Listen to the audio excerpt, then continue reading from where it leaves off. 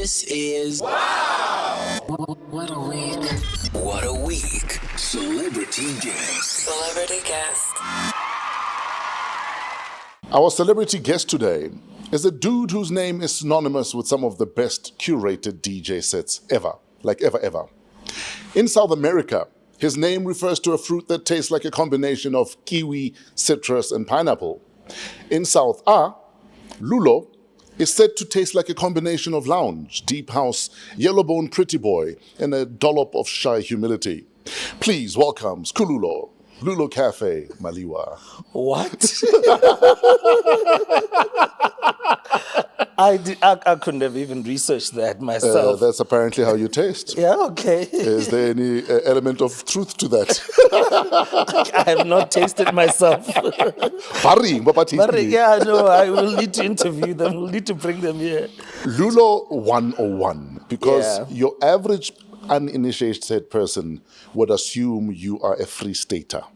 Yeah. That you're from the Vaal or maybe Bloem. Sure. Very few people would know that you are from Tsolo or that you have Transkei background. Yeah, so my origins are Transkei. Yes, sir. So that's where the extended family is. That's where my parents live now. Oh, wow, okay. And that's like deep in Transkei. It's in a homeland called Embonisweni. Yes, sir. But it's just past Tsolo, so the town is Tsolo.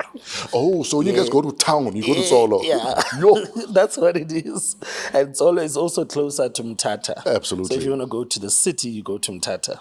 In fact, I was in Mthatha about 4 weeks ago. Yes, I remember and that. And then my host was very, very proud to say, Lulo is my homeboy. She was very, very proud of that.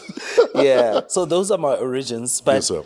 Obviously, Sasol is based here, and all our parents went to work there. So that's how the town was formed. So that's how you became a free stater. Yeah, so my dad came to work this side. Yes, sir. And we all just grew up this side. So I grew up in Sasolburg. I grew up as a free stater. Sasol is literally Vaal. Absolutely. Yeah, well, it's just across the river. You can throw a stone and get there. You're in the Vaal. So that's how I'm sort of part of that community. Fond childhood music memories. Damn. It's strange. It's just like the song by Commodore's Night Shift. Because I just didn't understand why my dad was... Yeah, my dad worked night shift. So it's like, is this song talking about that?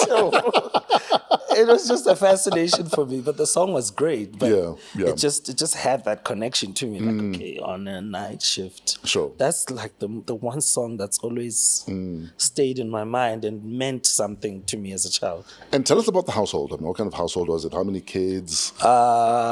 We 4 boys at home. Yo. And my mom but she lived with us. But then my dad took her back to full high school uniform, everything. Okay. So at some point, it was just 5 men in the house. Yeah. Eating from one dish. Oh wow! Yeah. So basically, you guys were in a hostel. Yeah, you could say it was a hostel setting. Yes, sir. So, like I said, one dish, eating from one dish. Mom is in high school in the Eastern Cape, but we are living. So why did Ma have to go back to school? I think it was a decision between her and my father for her to go finish. Yeah, go finish, and then come study at a college here in Sebokeng to be a teacher. Sure. So I think it was and which is something I really admired about my dad, to sort of say to the wife, hey, go back, go finish your schooling, and then eventually when I retire, you'll handle things. That's how I viewed it. Sure. Yeah. So now they're both retired. They're both retired in the Eastern Cape. Some house with a view of the mountain. It's insane. That is dope. I wanna go. They're living like DJs. Yes. Yeah. So what is the dream at this stage? So you're in Sasolburg. Yeah. Dad is working at the refinery. He's doing a lot of night shift. You've got 3 brothers. What's the bigger dream for Lulo at this stage? At that moment, I think for where I was staying, you can only dream of the music industry, but you won't even know where you would start. But there was always a music connection at home, and it came in the form of a few things. Like one, VHS cassette where we recorded music videos. songs from Studio Mix. My man, you had to cut it when Fresh starts speaking, like, damn it. I apologize. Yeah. It was that. So, I mean, they were shared. There were probably only two VHS cassettes where each one had their selection of music. So the one will record from a different show and the other would record from a different show. So the connection was music. Sure. And then also my elder brother we have family in Soshanguve, Block BB. Okay. When he'd come back with cassettes from DJ Corey. Corey the Groove. Yes. The That's how I was legend. introduced to international house. International. Dude, you know, I often say the likes of Corey the Groove, Ganyani, Josie the Monk from Tembisa. Yeah. I don't know if our appreciation for so-called international would be what it was without the mixtapes. Yeah. Because that mixtape spread like wild. I was a teenager in Botswana and I knew of these legends. I don't know how they distributed them. It amazes me even now because they were just on these clean TDK cassettes. Yes. And you know... And if you had money, you'd use a chrome dioxide TDK Yeah, cassette. no, chrome... it actually did sound differently. No, it was HD in an era of no HD. Yeah. And for me, that was the dream. The dream was to be in music. Sure. But I didn't know how. So I've always just watched and... So how do you end up in Bloem? In Bloem, it was after matric. Okay. Like in high school, I did. So matric happened where? Matric happened in Paris, which is I was closer to Sasolburg. Sure. It's as good as Sasolburg. Okay. So in that school, I was studying hospitality, hotel keeping and catering in high school. Okay. So to carry it on, I went to Bloemfontein.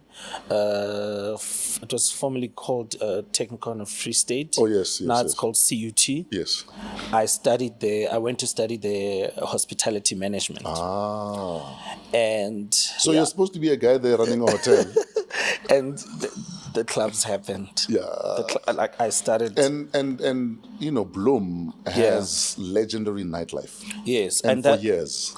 And for me, that was in 1999. Yes. So this is the time when you had just dropped. Glenn was about to drop. My first gig in Bloem was 98, 99. We drove in my little green Golf with my managers. We'd never been to Bloem before. Oh. We drove, we literally did an in and out trip. We drove, we played, and then there was an after party at some girl's flat.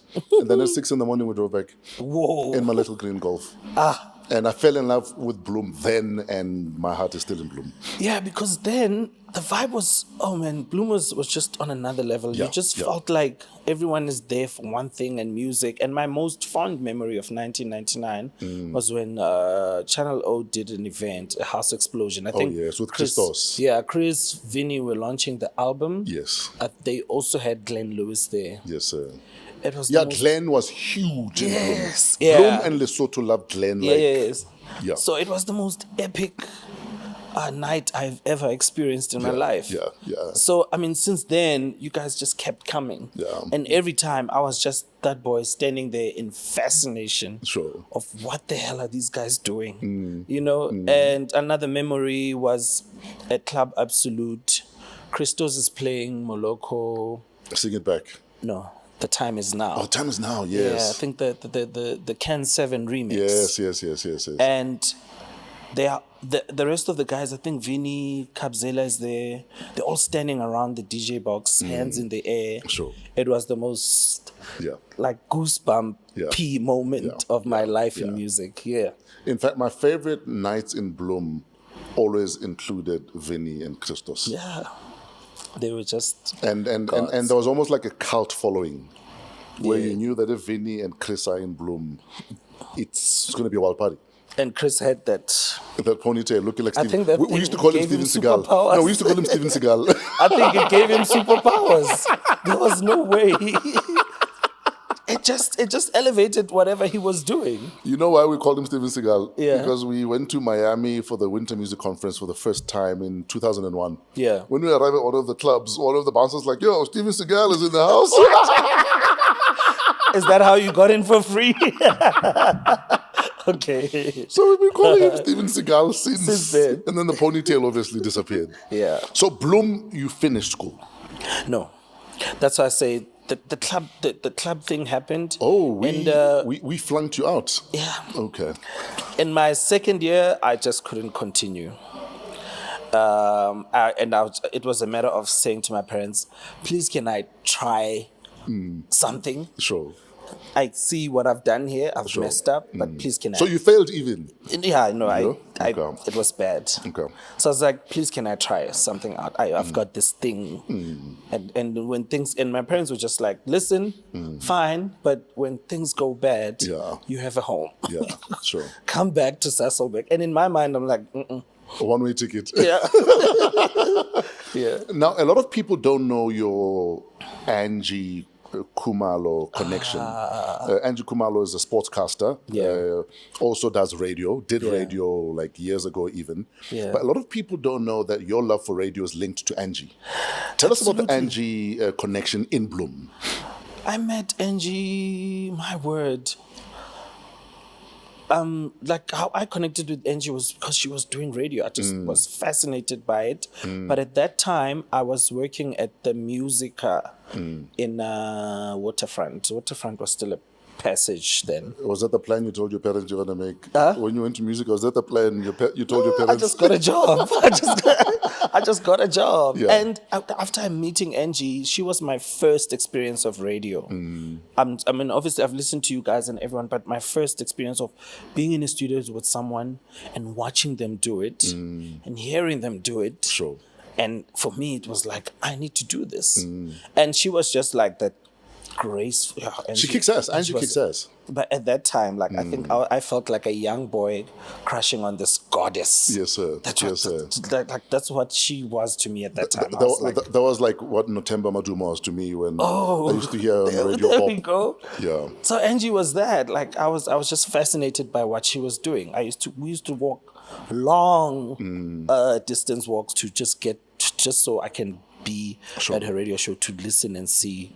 She also did Sundays. I remember I used to join her on Sundays just to see.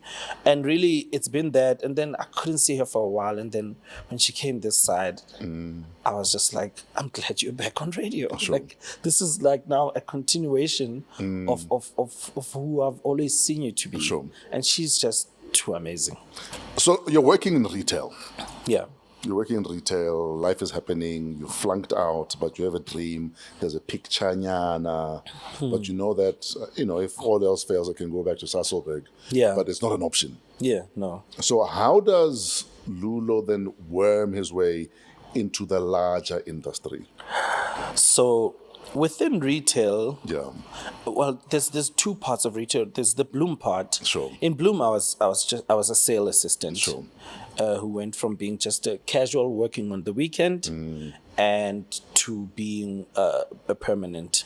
Sure. And I think basically I became the trusted person at some point because there is not a musica that existed in Bloem that I didn't work in. I've opened up new musicas with the company, Figat Park, Mimosa, and then I ended up at Mimosa. So at the time I was working at Mimosa, now I get a radio gig at where Angie used to work, but Angie's not there anymore. Yeah. So I get to, there were so many parts to this. So before that, there was a guy who used to work with us named Do Henning. Okay. He had turntables. Okay.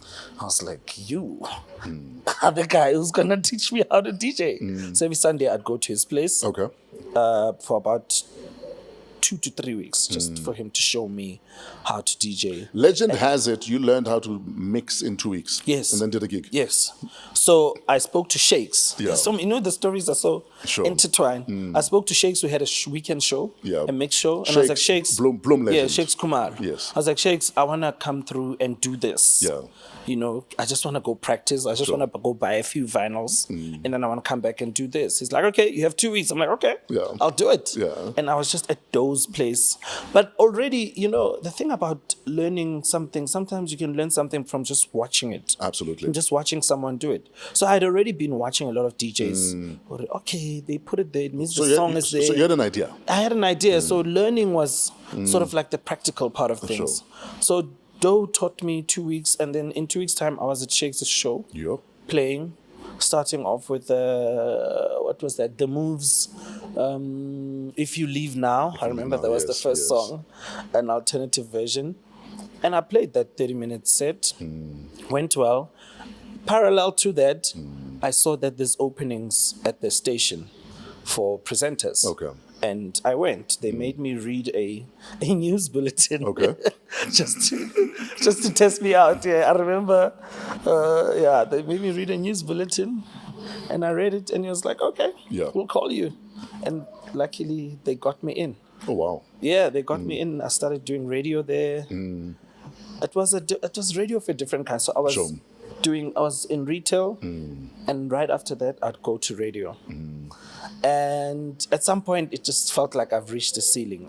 I'm not getting enough gigs anymore. I need a bigger pond. Yeah, I need a bigger pond. Yeah. And that's when 2004, I was like, to Josie we go. Sure. Yeah. So you get to Joburg, and then what happens? I get to Josie. I stay with my aunt in Hyde Park. Yeah. So, but Josie happened strategically because I just asked for a transfer from the Music Cadet to the CD Warehouse in Sandton. Ah, yes. Yes. There, everything opened up. Everything. Like, I met all the people that could sort of bring me to light as to what's happening. Yeah. I met Dumisho Masha, I met Ndu, I met Slicker, I met so many great people. I met Vuyo Jack, and I met Sergio from Soul Candy. Yes, sir. Because I was there as a sales assistant, and then I got promoted to being a buyer. So now you are dealing with record labels. You are now you're the man. Yeah. At that time, I just had to be like, "Yo, Soul Candy." Yeah. I also do this. I can also do that. Yeah. And really, it's it sounds like I had a plan for that. Sure. I didn't really. I was just like taking one step and just thinking, okay, here's all the people around me. What can I do with them? Or how can I take my dream to the next step? Do you know why I believe you had a plan, even if you don't know that you had a plan? I firmly believe that every single thing that you do every single day becomes the plan, because it leads you to the next step. Yeah. And if you didn't kick ass at that previous step, this next step is not going to happen. It's not going to. Yes, that's true. You know what I mean? So often our plans are in motion, and we're not even aware that it's happening. It's only in hindsight that you realize that, oh wow, this is my journey. Yeah, that's true. I also guess we obsess with the fact that we don't know what the next step is. Sometimes you're doing this and you're worried about, so now when this ends, what's going to happen? Yeah. I was watching Jason Goliath and Nicholas Goliath. They had a show last week. Yeah. And they were talking about how we become so obsessed with, like you're saying, the journey, that sometimes we should learn from GPS. That I know the goal is there, but GPS will show you the goal, but after that, all you'll ever see is the next step. As soon as you start the journey, right? Yeah. They'll only give you that screen. Exactly. And that often we must just focus on the next step, because we know the bigger goal. So let's not obsess with the bigger goal. Can we just get to tomorrow and to Monday and to Friday? But we beat ourselves up because we're not getting there fast enough. But we don't even have a plan for Friday. I'll actually tell that to my food delivery guys. Because they always ask, yo, what's your address? I'm like, it's there. Just follow just follow the damn thing. That time you're hungry. You're asking me for my address? Yeah. So at what stage would you say you realize that you are becoming a household name? Household name. Yes. I think, I got into Soul Candy. I'm going to say it because you're not going to say it. Yeah.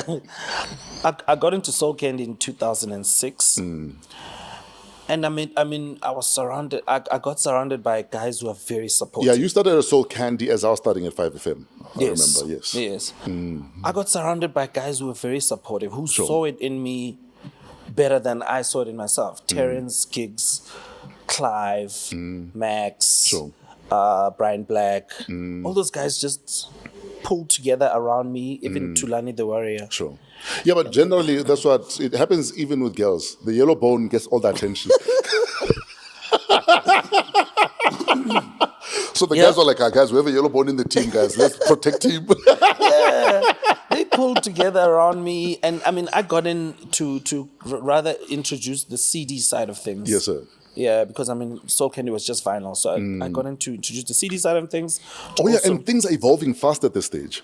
Yeah. Yeah. To also handle the mobile side of things, ringtones and everything. But then the guys were just like, we know this is what you want, come. Yeah. You know, and 2007, they started hooking me up with just gigs. Like Terrence took me to Klerksdorp, gigs took me to Botswana. Sure. And Botswana, bro. Yeah.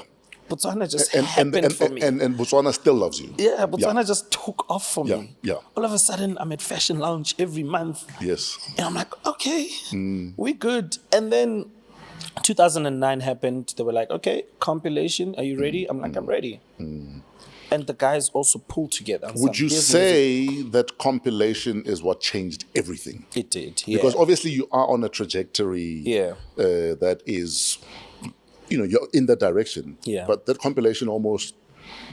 It did. I mean, before it, Yeah. I could tell that the industry is talking. Sure. It was the industry that's talking. So, hey, okay, there's this young man. There's a new kid on the block. Yeah, okay. Yeah. But then when the compilation came out, like everything just exploded. In fact, to a point where I had to play catch up. Oh, yes. Because here's this song, Pure Surprise, and it's just booming. And at that time, you know how it was. Like they attach the song to you. Yeah. Whether it's compiled or not. Pure Surprise becomes a Lulo song. Care. Yes. The way Summer Days is my song. Yeah, exactly. It was that, and it just took off. Yeah. From then on, it was just, I needed to play catch up. I needed to align the brand with what's happening with the music. People must know me, must know what I'm doing. So I think 2009 is when things started to take off. Where do the parents fit in this picture of our son is becoming a household name? Our son now has a song called Pure Surprise. I think they were just, I don't think they truly were connected to what's happening. But I think my dad took a bit of interest. But he also was just like, okay. But I think he was updated by my brothers, especially my younger brother. Yeah, because, I mean, he's been in the industry as well for some time. That's Mawetu. Mawetu, yeah. Yes. Mawetu has been in the industry for some time. So I think they kind of were like, okay, is it happening the same way? Yes. Or whatever. So, I mean, the only thing I need to explain, like, okay, I'm a DJ, so I'm traveling a lot. Yeah, I'm not going to be home. And keep me in your prayers. Yes. My mom is the prayer warrior for all that. So I think they just understand the surface of it. Okay, he's DJing, but the bottom line for them is that he has a job. Yes, sir. That's all candy. Even though probably the job wasn't happening anymore. Sure. Because at some point, Ricardo was like, bro, you're fired. Go be a DJ. You're not delivering. Yeah, he was like, no, go. Yeah. Like he's like, no, like you can't do this. Exactly. Yeah, go be a DJ. And we can't hold you back either. Yeah. I think that's what he was saying. At that point, I was like, what? You're firing me? But he laid it out. He was freeing you. Yeah, he laid it out to me. It's like, yo, listen, I know this journey. The writing's on the wall. Go do it. Go. Yeah, and even Brad Jackson, may his soul rest in peace, he also elaborates. He's like, bro, you will not be able to chase this the right way if you're still coming here for a 9 to 5. Sure. Yeah. You're Brad Jackson. Man. Sometimes you forget how many soldiers have fallen. And you'll hear a name and you're like, oh, flip, there's another soldier gone. That guy was the god of mixing. It was like, you wouldn't even hear that another song has been mixed in. He's just like, how does he do that? Just like, how does he manipulate? Technically, Brett Jackson, Christos, Vinny, Louis Vega are probably, and Kent are my top 5. Yeah. When it comes to just keeping it clean. Sometimes you're like, is the other song still in or not? Exactly. So yeah, Brett Jackson was incredible. Yeah, so I mean, those are the guys that just were also like, go out. So in all of that, then you become a father. Let's talk about that journey. Ooh. Yeah. 2010. Yeah. The World Cup baby. Yep. No, I'm sure when you're making the baby, you're like, feel it, it's here. yeah, that changed a lot of things. You know, kids will change the way you look at life. Sure. The way you plan life, and the way you just like your heart. Just change your heart and how you feel about certain things. Yeah. And Sazi did that, and I mean, I was lucky that it happened with the lady that it did. I mean, Fundi was my woman at that time, and it was. Everything was just seamless. We're still soldiering it together even today. Yeah, but yeah, fatherhood will change your life. I think you know. So, what would you say went wrong with you guys, if anything at all went wrong? Yeah, I think just general life went wrong. I think I was also in a different zone. A lot of things were happening in my life, and I probably wasn't giving it my all on this side. Yeah, and when that happened, it was just a decision on okay, I can see this is not working for me, and I'm not doing my best. Sure. But the child has to be in the best environment. So did you pull a Ricardo and say, I'm going to release you? No. Yeah, I think it's what we call stage. I think maybe the Nakshapuike stage. Yeah. You know? Adoli doli. Yeah. I happened. If you could do things differently in that relationship, Yeah. and I don't want to dwell on it. Yeah. But is there anything you feel you could have done differently? Damn. She's gonna like this. Fundi, you're welcome. Yeah. What could I have done differently? I think because I mean what I feel was wrong, I was just too consumed in the industry. I just got swallowed in at some point. So I think I could have been more attentive. Present. Attentive to what's happening to me so that I deal with it better, and attentive to the relationship. To the relationship. Yeah. Biggest challenge, co-parenting? Ooh. It's just that like Fundi doesn't give me grief at all. It's beautiful when you co-parent like that, no? I think the challenge was that, you know, kids go through stages. At their infant stage, it's the mom, and at some point he wants the dad, and the dad is busy. Sure. So for me, that was a challenge. Kind of left me with a bit of guilt, but I think we made it work, and she was a great part of it. Yeah.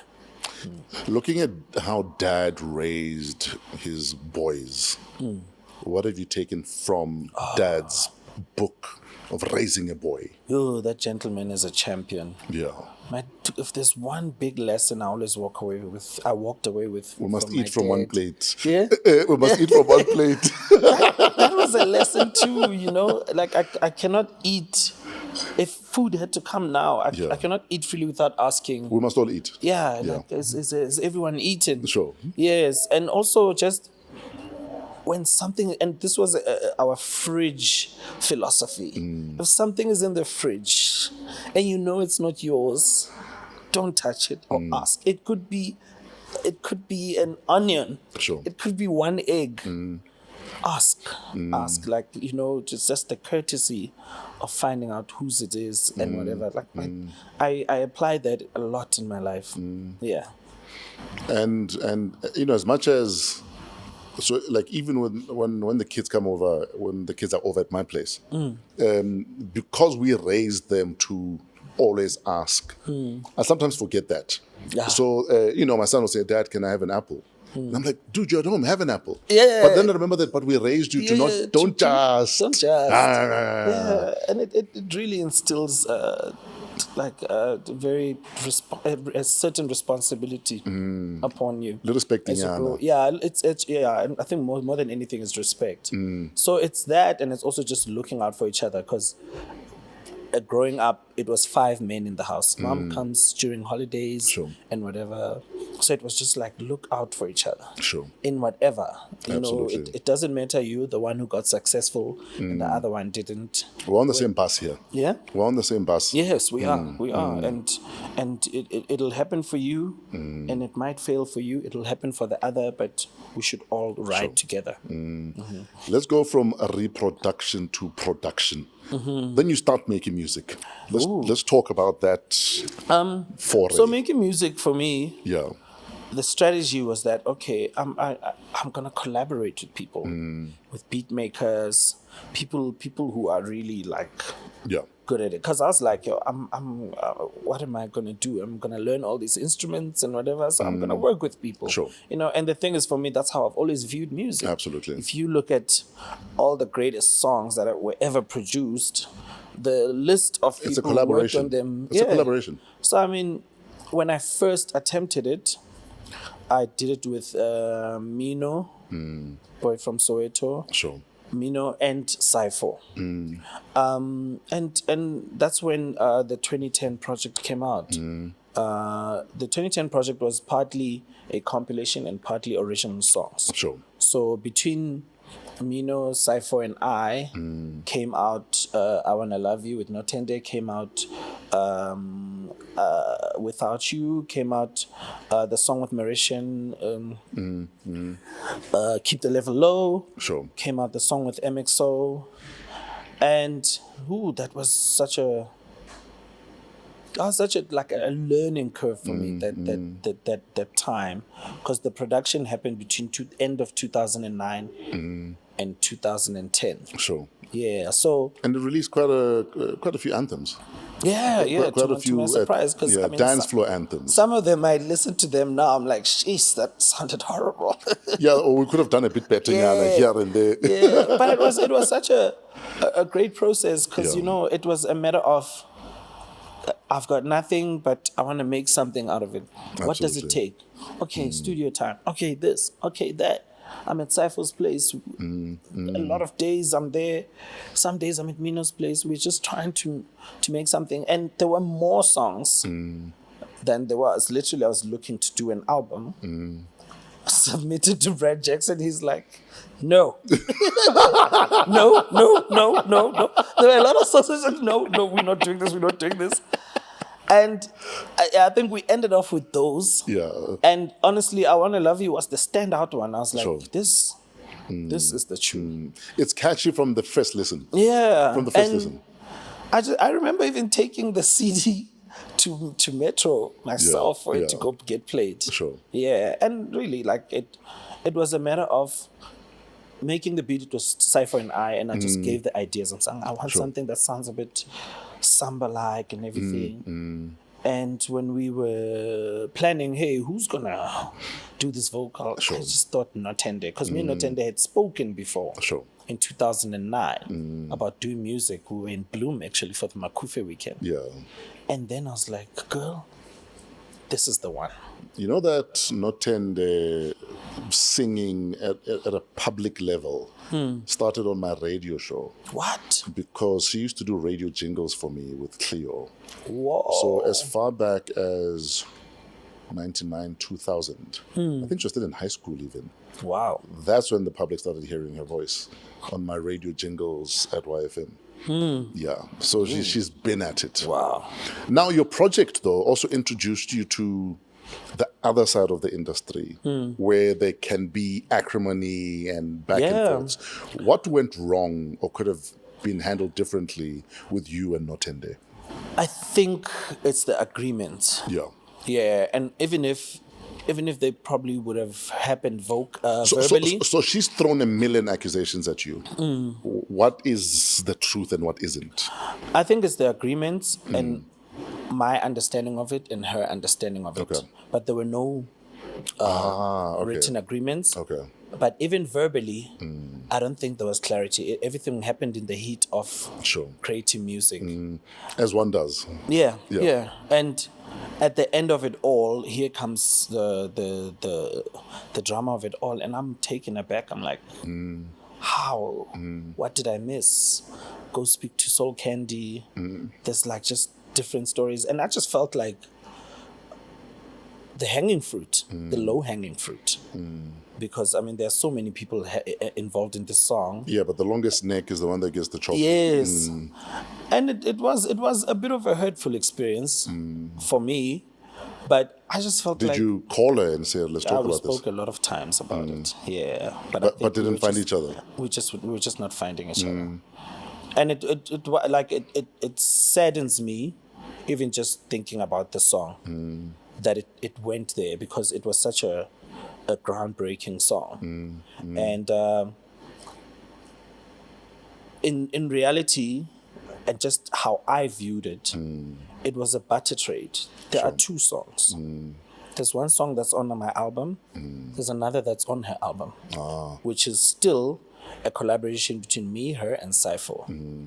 And in publishing, she's 50%. Cypher and I are 25-25. And I probably might have misinterpreted it, or she might have. It could be anything. But I think it went so far where I just surrendered to it. What does surrendering mean exactly?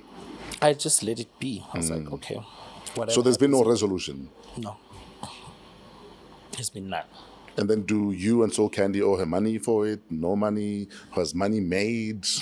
Well, what money could be that...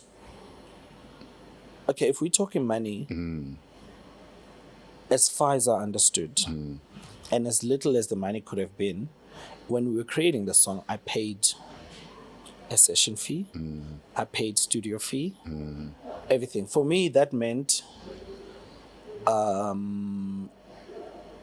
publishing rights, she gets her full rights, which is 50%. But other rights, You because own the I've paid master. a session, yes. That's how I understood it. Whether I'm wrong or not, I'm getting a lot of different things about it. Can you guys fix this? I wish we could. Like, and I think she knows it. Sure. Yeah. And I think I've also told her aunt, Notemba, Sure. that, geez, I would never want to carry such a thing. Sure. Yeah, but I just didn't like how it went. But I was just like, okay, I'll let it be. Sure. Yeah, I'll let it be, and I'd never hold anything against her. But if there's ever an opportunity for us to speak, happily. There's a brand new project that you literally did the launch party for last week. Yeah. Tell us about the brand new project. It sounds amazing. Yo. So in the beginning of my career, Yeah. and just to introduce myself, especially here at the Capello in Newtown, across the road, I was more, I played lounge music, in fact. Like, my DJing career got known through lounge music, besides before even the first compilation. So I used to play lounge music, and for me, that was my origins. Sure. So I've always wanted to get back to that. And with this project, after so long, after I observed everything that's happening in the industry, I just thought, I need to get back to this. Sure. And I need the right people who will understand what I'm trying to do. And it took a while to get people Sure. that will understand but we thought we were doing house music. It's like, no. Yeah. And now I had to go and show them that, okay, these songs that you think are house music, here are the originals. Absolutely. The originals are lounge music. Absolutely. You know, so, I mean, I collaborated with a lot of great people. And the best person that I've worked with in the past 3 projects is my younger brother. My younger brother is an incredible musician, incredible producer. He understood. Yes. You know, and he probably helped me give everyone else direction on what I want Sure. the outcome of the project to be. So Ocean View was a project that I've been working on since 2018. There were other projects in between it, but I kept doing songs with in collaboration with other people and just banking them. Hey, wait, then this needs to be a special project. Sure. And I think until early last year, I was like, it's time now to put it in motion. Sure. And I pulled in a lot of incredible producers, singers. There were just a few, because a lot of it we just did sampling. Yes, sir. And that's what it is. It's almost like a representation of my beginning in the industry, and just also of where I am musically, where I feel like, I just want to shoot the breeze. And is that one of the reasons you even do your Sunday show on Metro FM? And you're talking about some things I plan. Even Yes. that was not the plan. Sure. Because Ocean View was already in production. Yes, sir. But the Sunday show came to me, through Metro, and it was just like, this is perfect.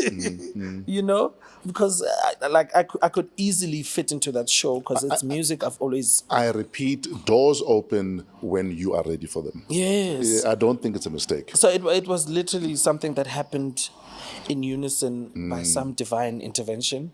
But so what's that, serendipity? Is that the word? Serendipity, I think. yeah, Is the word. serendipity. Yeah. So it just happened to happen at this point. Sure. But it was perfect for what I wanted to do.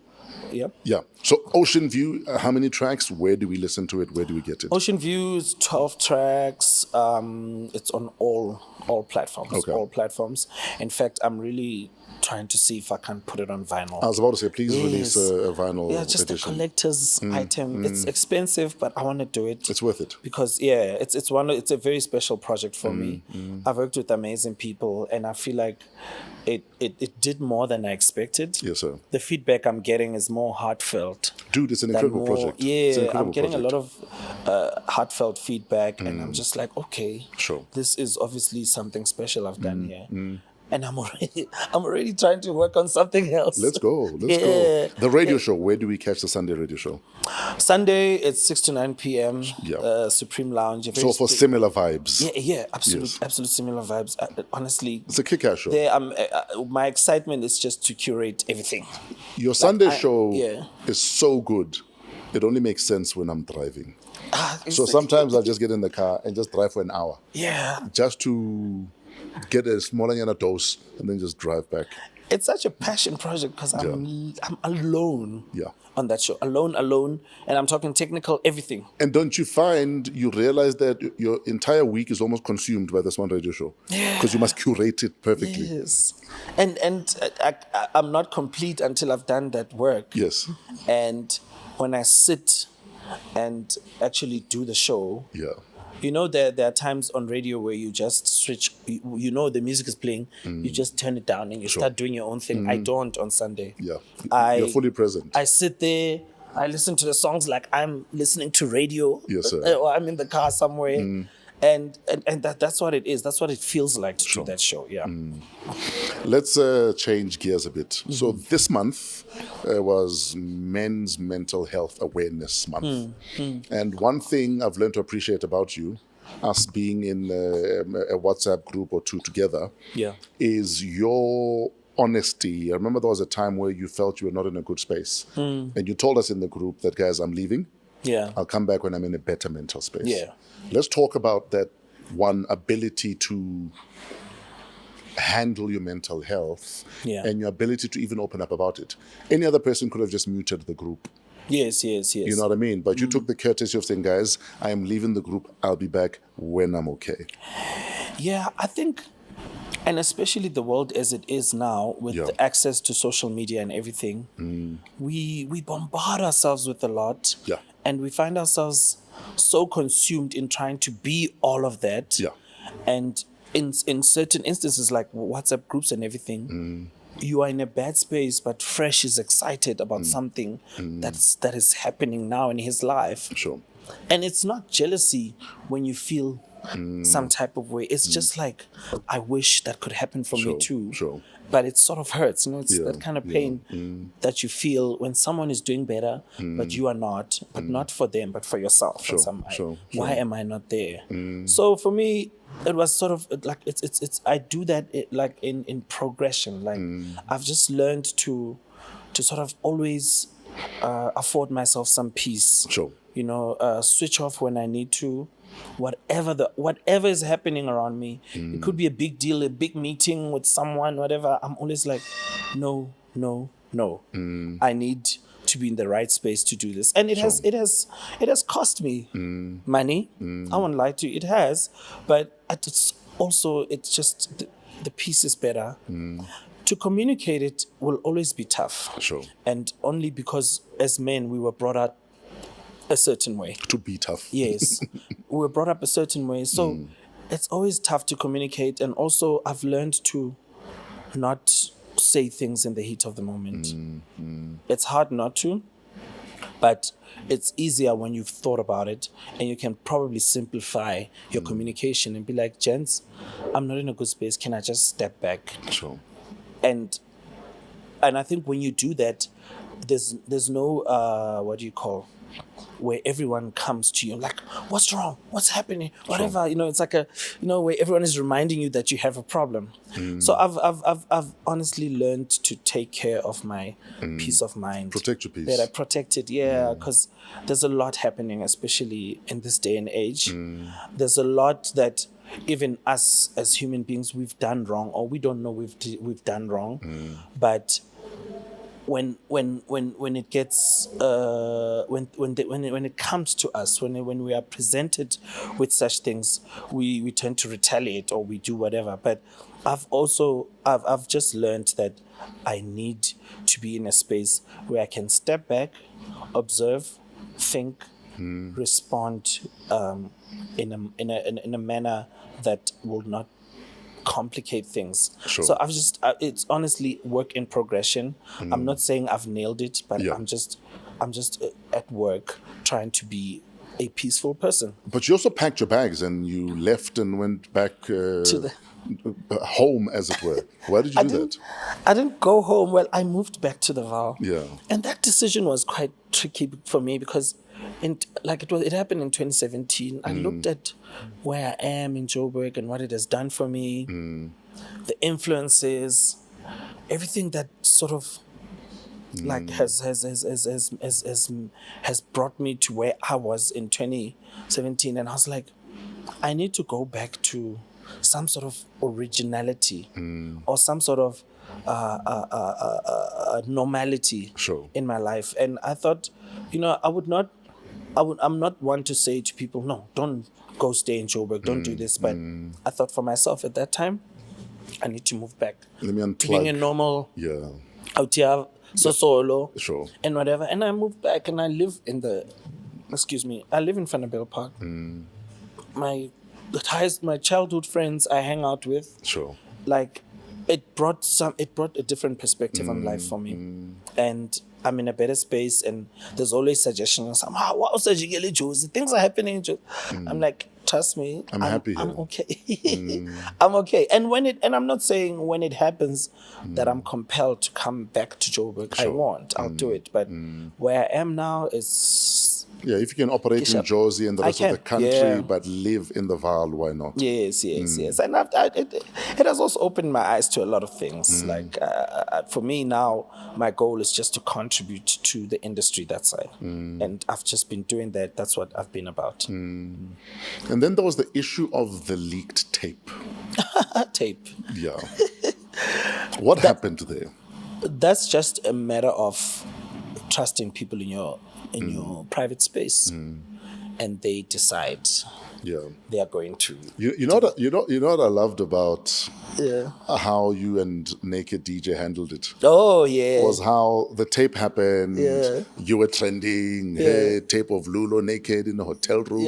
Wara. At some stage, we were even worried about you because you posted something very cryptic. No, I was, and let me explain that. You know when. I was feeling like I've let people down. Yeah, I was just like, this is not the type of people I usually allow in my life, but clearly I misstepped.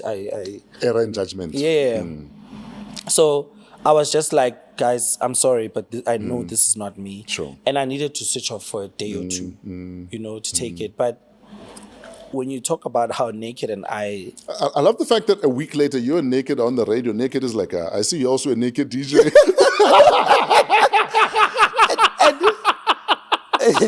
And I needed people like that. And really, like, you know, the people that really brought me back to it ASAP was Metro. Kina, my boss, and everyone were just like, hey, because it was during the week, and they were like, Friday, you are coming to the show. Don't even try and the show goes on. Yeah, the show goes on. I was like, okay, I'll come. And it was an iffy moment for me, but I was like, okay, let's just go. And everyone else, everyone else was just like, how did close friends and family do it? That's the thing. Everyone else just pulled together. They were just like, come on. Like, this is just someone you trusted and they did this, you know? And everyone was just so graceful and so amazing about it. And it just sailed through that way. You know, and obviously your friends are just like, revenge. I'm like, no, we are not doing that. It's just gonna escalate to a whole lot of unnecessary Did she apologize for it? No, I didn't talk to the person. I don't need to. They did what they needed to do. And for me, it was just like, okay, that's who you are. So what was the lesson from that incident? Fresh, you can never, ever, like, know what people are about. And even when you do, they become something else after. After maybe the connection with them ended and everything. Or what happens again is that when a certain something is happening in your life, it triggers certain people. Whether you did them wrong or not, you don't know. But obviously their reactions become that. But yeah, I just realized that, hey, we are dealing with people with certain reservations about you or certain feelings about you. Or intentions. Intentions. And I don't think it was, and I'll say this, I don't think it was intended at that time. But I think something probably triggered it. So for me, it was my other lesson is, when we get to the room, put your phone in the safe. You can never, like, I promise you can never. Because next thing you're gonna wake up in a selfie. And that's the world we live in now, unfortunately. We live in a world where everything is recorded, every little thing. And everyone's looking for clout. Yes. There's not a thing that you do that's not recorded. Absolutely. Whether you see it or not. That's why hotel rooms have safes. Use it, don't use it. Anyway, listen, we're running out of time. In fact, we are out of time, but I need to play. Did we talk for that long? I feel like we've done an hour already. And I need to please put it in your headphones. I need to play something for you. And I doubt we can play all of it because we are out of time. Man. But let's have a listen. What's good, big dog? What's good, Lulo? This is Naked. I've been working with you for almost 14 years now. And we've been friends for almost 14 years. And I just want to say to you that never let your passion for real music die. You're always researching. You're always trying to find the next best song. You're always trying to find the next best thing. As far as South African house music is concerned, don't let that ever die, because what you do is, you make our radio shows better than the previous show.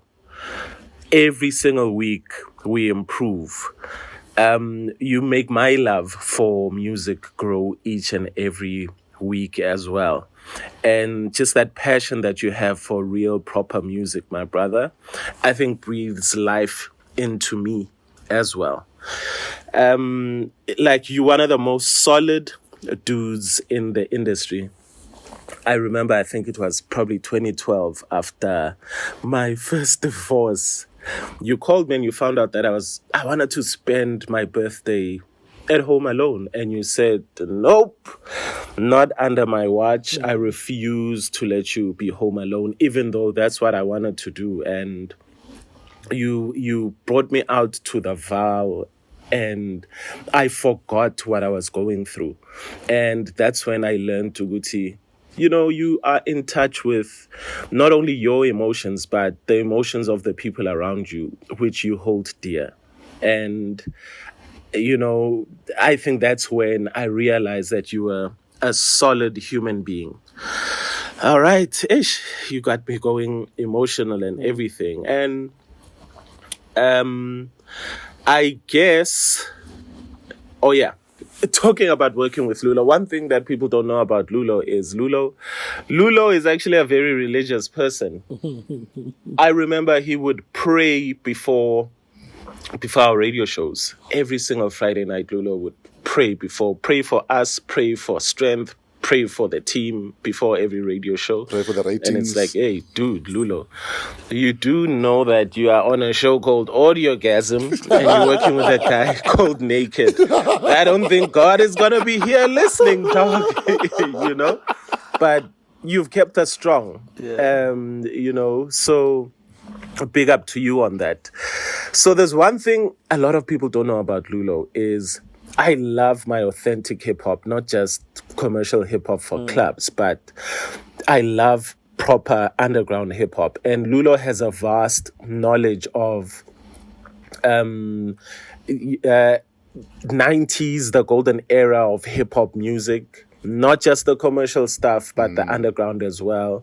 The 2000s, 2010s, even up to date. Like, you can ask Lulo about anything. I fact check Lulo about any form of hip hop. And Lulo has that knowledge. Anything from old school hip hop to trap today. Lulo's always got it on lock. He's always on point. He's my personal music encyclopedia. And Lulo used to rap back in the day. So my question would be, Lulo, why did you stop rapping? Number one. Yeah. And with the vast knowledge that you have of hip hop music, why did you choose house music instead of being a hip hop DJ? All right. Anyway, thank you. This is to Lulo Cafe. We celebrate you today. You've done so much for the industry. And I love and appreciate you. Thank you, Lulo. Sharp big dog. Yes, sir. Yeah. Wow. Exactly. Wow. So what was your rap name? It was it's changed so many times. But I've always used my name for anything. Sure. So my name is Sikululo. My rap name was C Cool. Oh, C Cool. Yeah. But I think there's been others as well. Yeah. And what kind of bars were you dropping back then?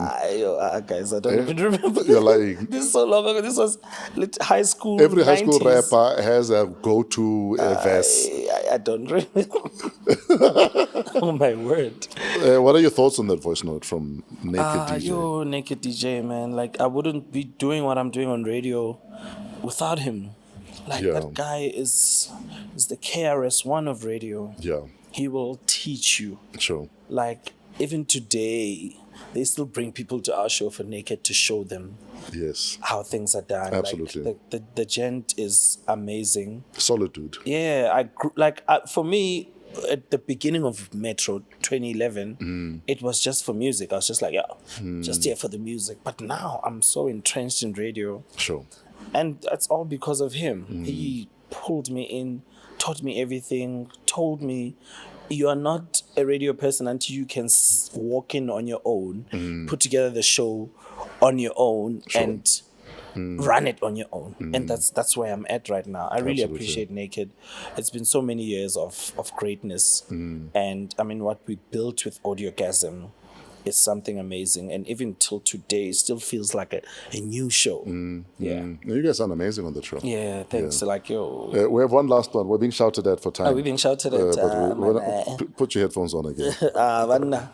You're not going to let me go before you see tears. Lulo Cafe. Oh, wow. Where do I start? I'd say Mr. Gift of Cool himself, a guy who will be calm in any situation. I mean, a guy who has order. I feel like order comes naturally to Lulo Cafe. I mean, Skululo would rather remove himself if, order is compromised and he's the most reliable person that I know. And his exceptional work ethic, I think, is what has kept me close to him. And having had the opportunity to work closely with him, even weekly, lately, I have seen how he sets the bar and never drops a day.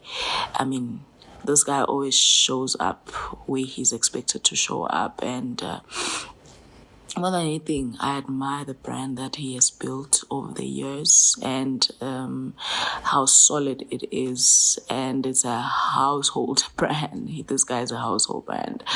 The type of music, he has never swayed, and he has been consistent in his craft. So I really love and appreciate Lulo.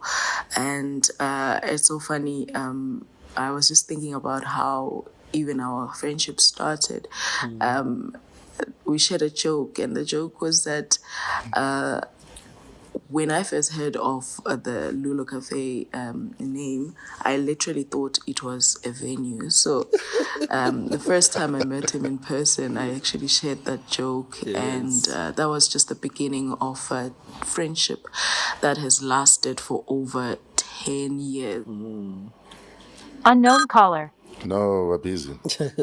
And still counting. And over those 10 years, it has grown from those, awkward, warm smiles when you bump into him at gigs, and the long silent drives to Eswatini. When he discovered that I was from Eswatini and our friendship grew, he would be like, hey, when are you going home? Because I was a student when we met. When are you going home? Don't you want to drive down with me? And it would be long silent drives most of the time, but it was never awkward silence. So he taught me to appreciate the beauty of silence, even in friendships. And the fun wild nights, Skululo will come out and have fun, in the most genuine way and in the most safe, good fun, and I always just felt safe partying around him and enjoying, a good fun night. And the funny thing is that the mornings would kind of be completely a complete opposite, because now it's like sincere check-ins on how you're doing and if you're winning at life and how he can help. Yeah, what can I say? I just love his calm, caring nature and ability to look out and go above and beyond for the people he cares. And that is a good friend of yours. Yes. Who is that?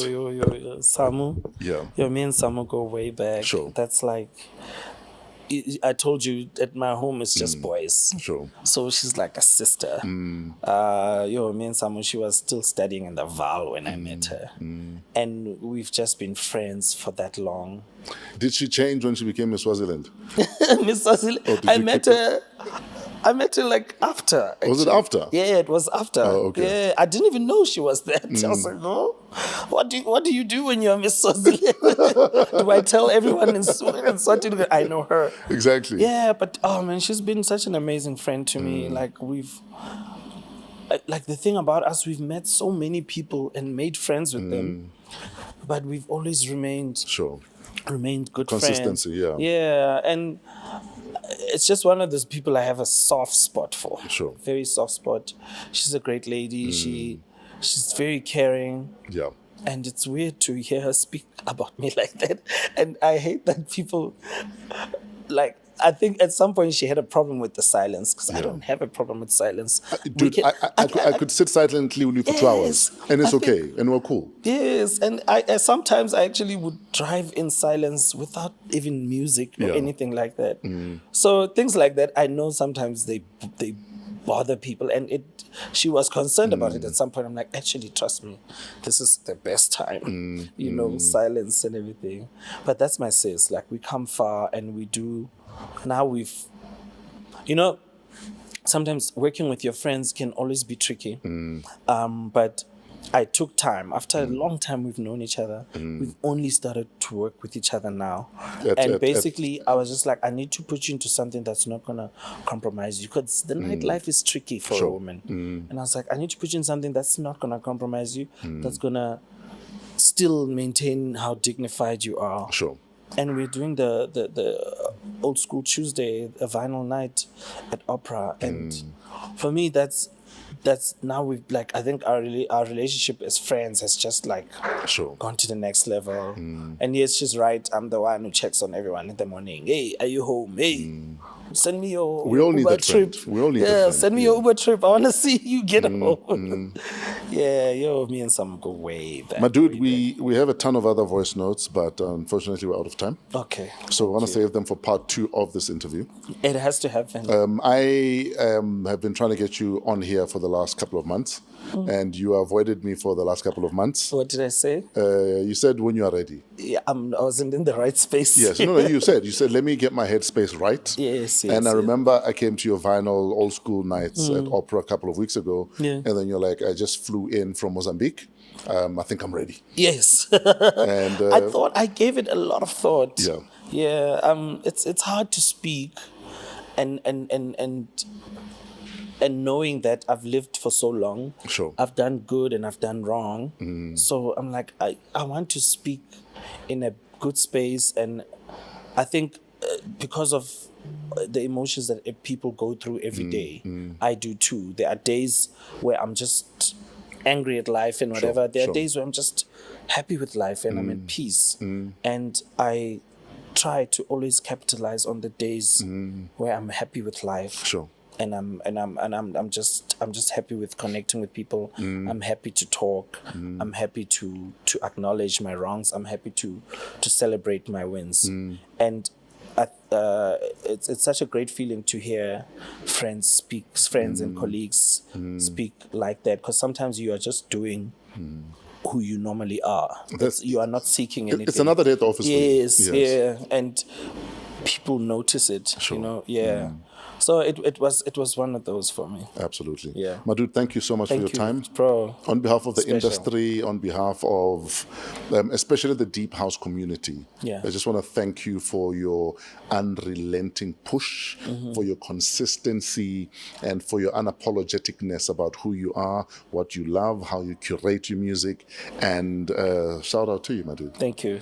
For In closing, yes, the Olympics are happening in Paris, if I'm not mistaken. Yes. And they've just added breakdancing or b-boying or whatever it's called as one of the Olympic sports.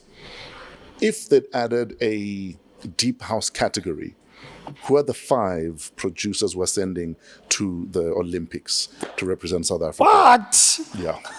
Quickly. Okay, we are Team of 5. Yeah, we are sending Chronicle Deep, that's for sure. Oh, please, yes. Yes, we are sending Nasty Nerve. Yeah.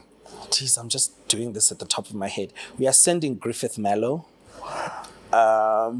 Deep Essentials, yes, no? Don't do that to me. You see, now we're going to go 6 now because you added your person. Tim A. Deep, yes, those no? Those boys, like Deep Essentials, they've got this drive in their heads. Yay. Are you sending Poison? Yes, no? Who are you sending? Yeah, Poison. You know what I admire? That Poison has found himself. He's found himself, and it's sounding so. I actually did give him a call. I'm like, dude, I'm so happy for you. My average house set will have 2 or 3 Poison songs. Yeah, and just for control, Yeah. Chima Music is the guy. Chima must Anytime, be if anywhere, anything, as the coach. He must be as the coach. Yeah, anytime, anywhere, anything. Yeah. Chima's the guy. True. There are many, and they know. Like, I support so many people. I get introduced to so many producers every week. It's like, where the hell have you been? Is it not amazing how healthy the deep house scene is in terms of support? You'd think you're at a hip hop gig, the way these kids are losing their minds. And it's like, it's a deep house tune. Yeah, and a lot of people are keeping it alive, you know? A lot of people, like the Tequila Gang. I always told them, like, guys, if you guys didn't do what you did during COVID, Yes. I don't know what would be happening in the Exactly. deep house industry now. Exactly. Yeah. So, like I said, I just wanted to thank you on behalf of the entire community. Thank you. We love you, we see you, we appreciate you, and we know that you've only just started. I have, there's so much I want to do. Ladies and gentlemen, Lulo Cafe Maliwa is about to leave the building. And yes, phones in safe if you come to my hotel room. Please. Please. Okay. And we are done. What an incredible episode. Shout out to Lulo Cafe. Check out his brand new project. It's incredible. If you're going for a long drive, get Lulo's Ocean View, if I'm not mistaken. We are part of the Africa Podcast Network, coming to you live from Newtown Precinct in Johannesburg. You must check out the AMP Studios. Maybe you want to start your own podcast. AMP Studios are the venue you want to try. And shout out to Trevor and his crew at Pezulu Works. They do all of our cinematography. Shout out Otis the Flo Fraser for all of our imaging, and to our executive producer, Gilezo Mudisa King. Email us at waw@africapodcastnetwork.com. Till next week, have a fresh week in spite of yourselves.